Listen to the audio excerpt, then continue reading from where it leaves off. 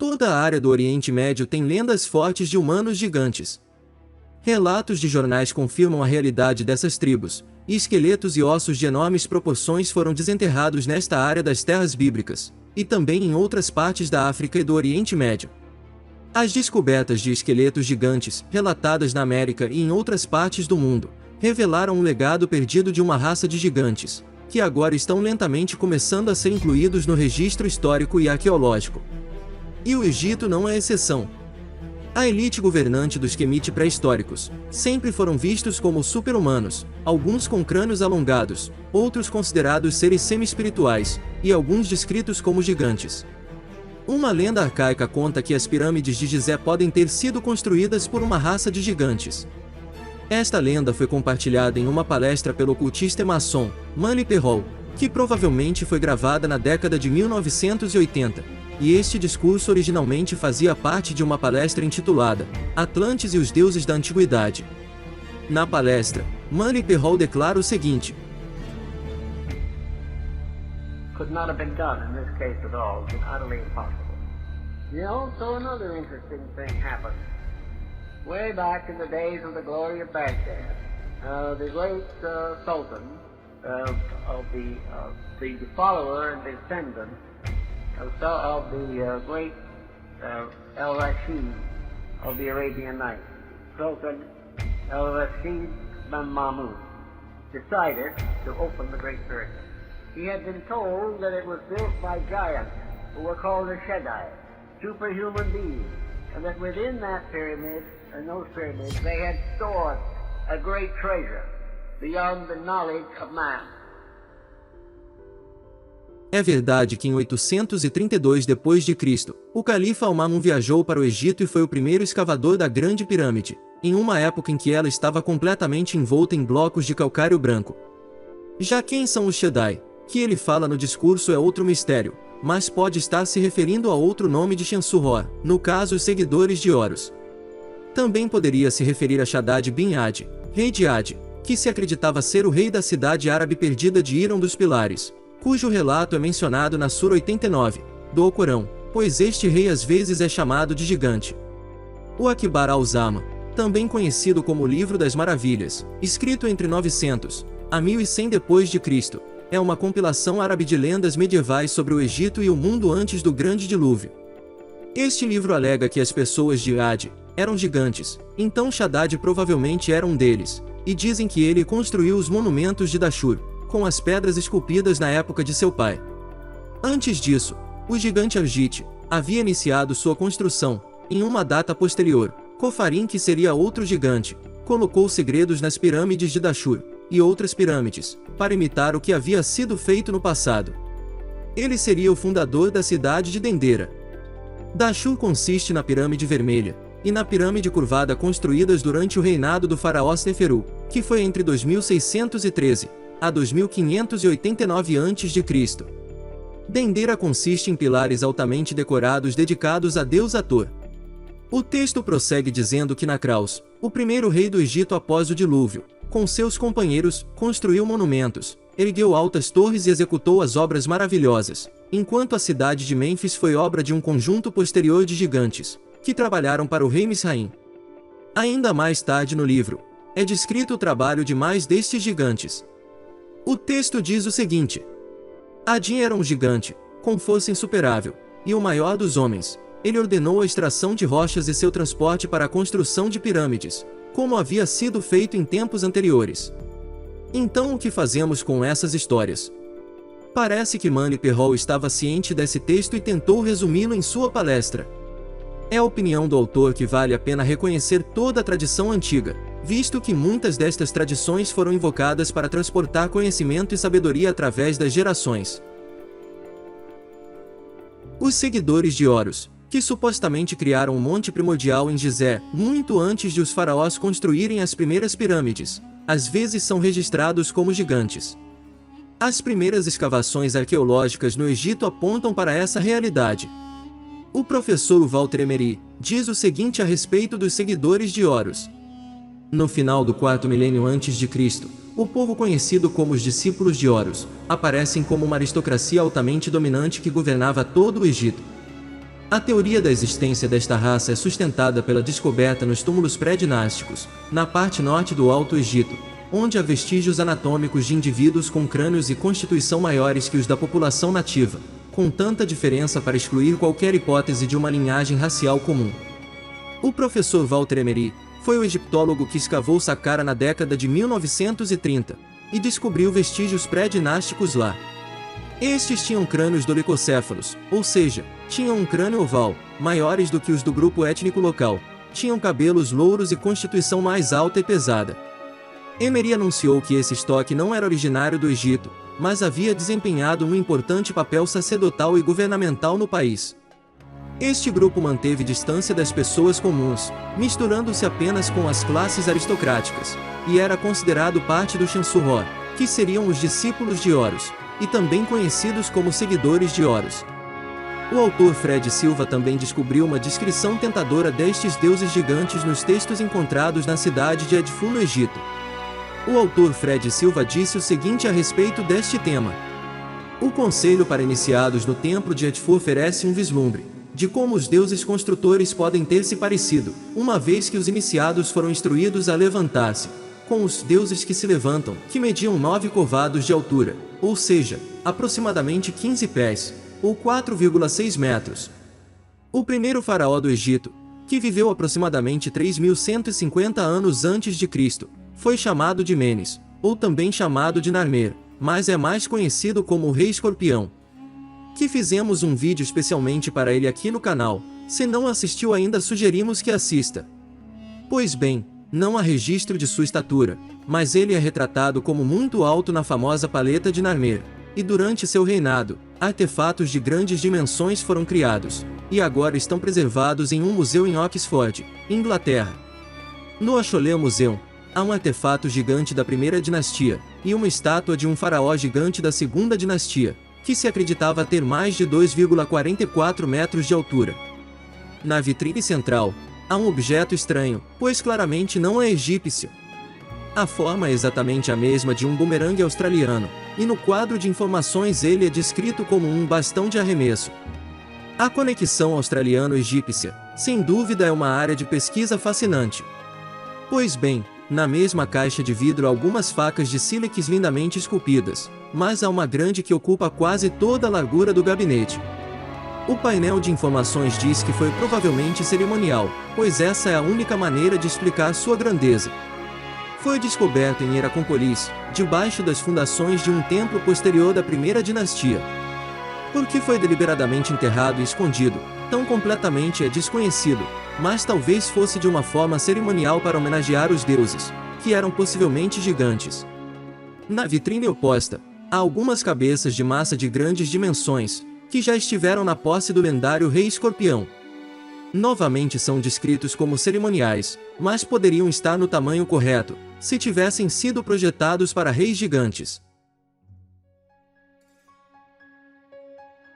O rei Quenerés, que viveu próximo aos anos 2690 a.C., foi o governante final da segunda dinastia do Egito, com base perto de Abidos, e esteve envolvido na construção de Heracópolis, o pré-dinástico capital. Este é o mesmo local onde a faca gigantesca mencionada anteriormente foi descoberta. Ele foi enterrado na necrópole de Umm-el-Ka'ab, no que já foi descrito como a mais antiga estrutura de pedra do Egito. A grande tumba de calcário não era sofisticada de forma alguma, e quando o professor Robert Temple investigou o local em 2001, ele ficou surpreso ao ver que a qualidade da construção era tão primitiva. Especialmente em comparação com a pirâmide de degraus de Djoser em Saqqara, que foi datada do início da terceira dinastia, ou seja, apenas alguns anos depois. Djoser também teria enterrado Quenerés neste local, antes de se mudar para o norte, para a área de Saqqara. O esqueleto de Quenerés nunca foi encontrado, sugerindo que foi saqueado muito antes da escavação. O rei da segunda dinastia é único na história egípcia, por ter os símbolos de Horus e Sete em seu serek. Alguns egiptólogos acreditam que esta foi uma tentativa de unificar as duas facções, mas, após sua morte, Sete foi retirado do serek permanentemente. Ele foi o primeiro rei egípcio conhecido a construir estátuas de si mesmo. Mas o mais surpreendente sobre esse faraó era o fato de ele ser uma espécie de gigante. Flinders Petrie, que primeiro escavou o local, encontrou evidências do século III a.C., de que ele tinha cerca de 5 covados e 3 palmas de altura, o que seria cerca de 8 pés ingleses, ou 2,44 metros de altura. Na tradução da história do Egito mais recente escrita por Maneto é dito o seguinte: ele tinha 5 covados e 3 palmas de altura. Acredita-se que Maneto tenha sido um sacerdote egípcio de Sebennytus, que viveu durante a era ptolomaica no início do século III a.C., e ele escreveu sobre este gigante em sua História do Egito, um livro escrito a pedido de Ptolomeu II Filadelfo. No entanto, se usarmos o Royal Cubi, que é a mais antiga atestada medida padrão, sua altura aumenta para 4,45 metros de altura. Considerando que ele era um rei, talvez o côvado real deva ser considerado, mas este tipo de estatura está bem fora da faixa normal dos humanos, portanto, embora tentador, e correlacionado com outros relatos, a altura mais conservadora varia de 8 pés, ou seja em torno de 2,44 metros de altura. Uma estátua dele está em exibição, no Asholea Museum, em Oxford, mas não dá detalhes sobre sua altura. Se diz que o faraó Khenerés governou por 48 anos, e uniu o Alto e o Baixo Egito durante seu reinado.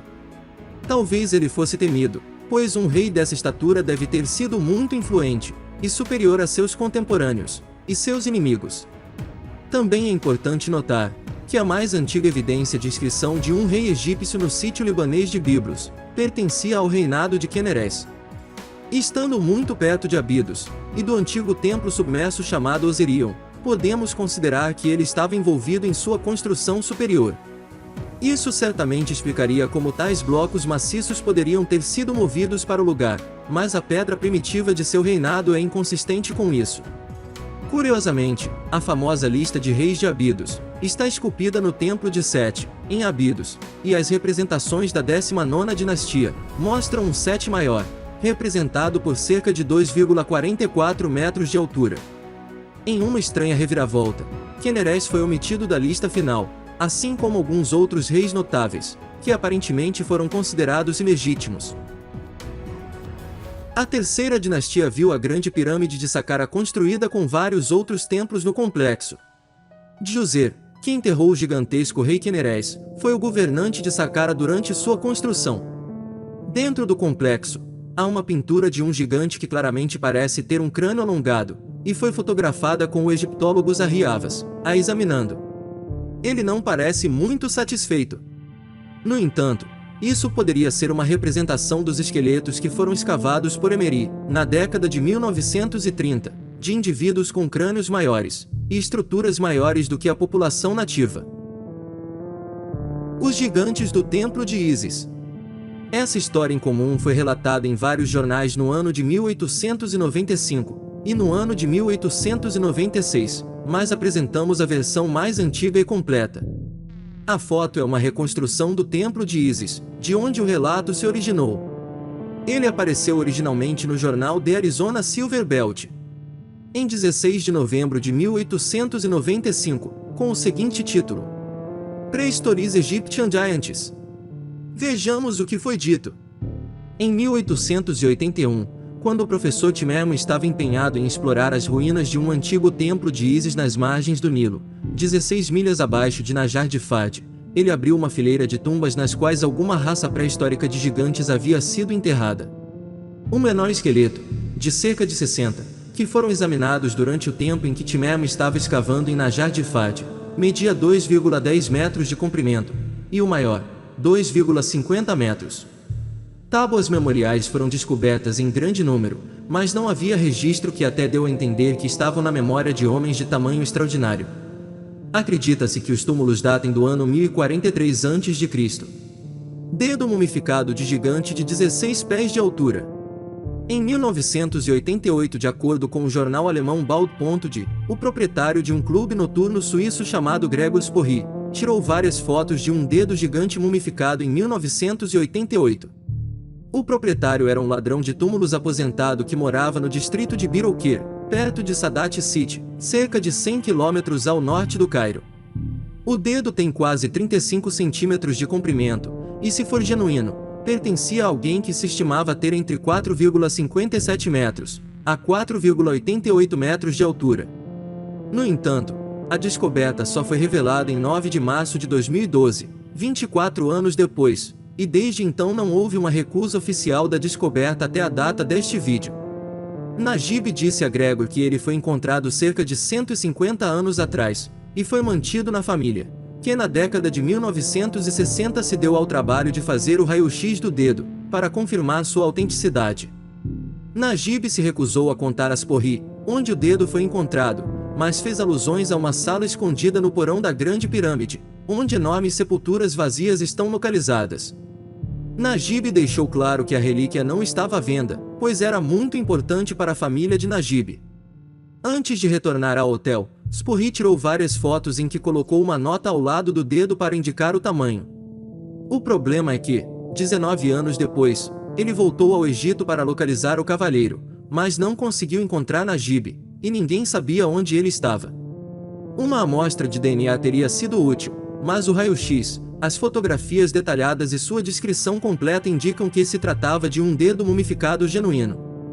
Spurri observou o dedo em detalhes, e foi capaz de determinar que o que ele segurava era antigo, orgânico e humanoide.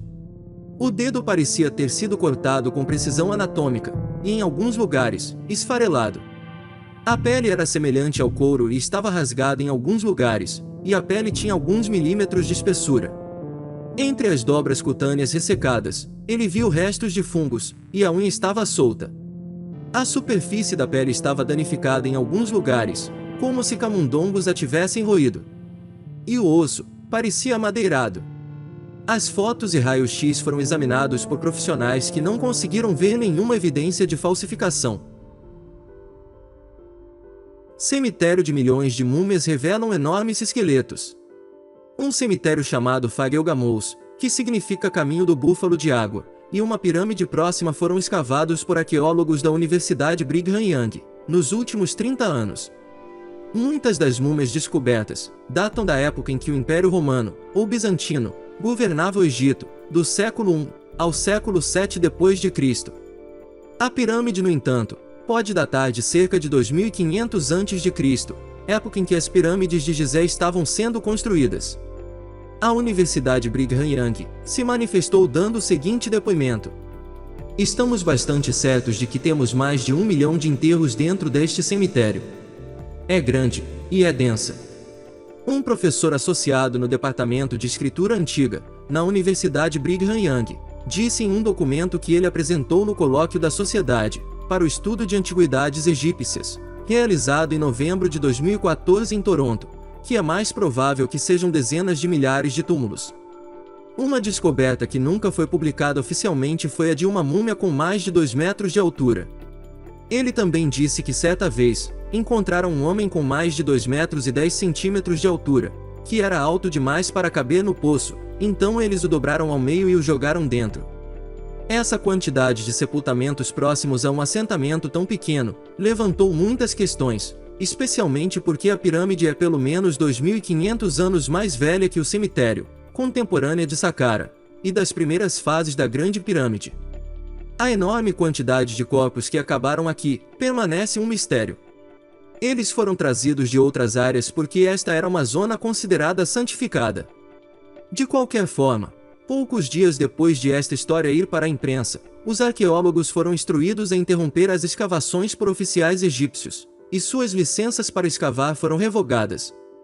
Não havia indicação se a múmia gigante tinha algum sinal de gigantismo, mas dá ainda mais crédito à ideia de que os gigantes viveram e prosperaram no Antigo Egito, fossem eles faraós com enterros elaborados, ou dobrados e lançados em buracos no deserto. Sarcófagos gigantes do Egito. Segundo alguns pesquisadores, os caixões gigantescos são a prova dos gigantes do Egito. Mas pode ser que eles simplesmente os tornassem maiores do que o necessário para impressionar os outros, ou culturalmente para deixar claro para os deuses na vida após a morte, que eles eram de origem real. Alguns exemplos, entretanto, apresentam algumas questões incômodas. O Serapeum perto de Saqqara é composto de 25 caixões maciços de granito, e de diorito pesando até 70 toneladas cada, e os touros apis mumificados foram selados neles como parte de um antigo culto. Um touro foi encontrado, mas apenas um, o que levou à especulação de que os demais já foram usados para humanos gigantes. Outro sarcófago enorme está localizado sob o platô de Gizé, no que é chamado de Poço de Osíris. Está parcialmente submerso na água, raramente é visitado ou fotografado. O caixão de alabastro de Sete tem 2,84 metros de comprimento e atualmente está instalado no Museu Soane, em Londres. Ele também era a figura maior, conforme representado nas listas de reis de Abidos, e com a maciça de seu caixão, você chegaria à conclusão de que ele deve ter sido um faraó muito alto. No entanto, sua múmia também foi descoberta com uma média de 1,7 metros de altura. Então, embora existam caixões gigantes e impressões artísticas de egípcios muito altos, isso não significa que eles representem gigantes humanos reais. De qualquer forma, com essas descobertas apresentadas neste vídeo, podemos simplesmente justificar a existência de gigantes no Egito pré-histórico e ao redor do mundo. E quanto mais exploramos os registros de cada país, mais exemplos encontramos. Alguns dos incluídos neste vídeo não são particularmente altos, mas reforça a ideia de que aqueles que nasceram com genes gigantes tinham honra, eram respeitados e faziam parte da linhagem real dos primeiros governantes do Antigo Egito. Pode até lançar luz sobre como essas pedras grandes foram extraídas e colocadas no lugar, já que apenas gigantes, tecnologia muito avançada ou arquitetos engenhosos poderiam ter realizado uma tarefa tão gigantesca. Mas me diga você, o que acha de todos estes registros nos comentários? Se inscreva no canal e ative o sininho das notificações, para não perder mais nenhum de nossos vídeos.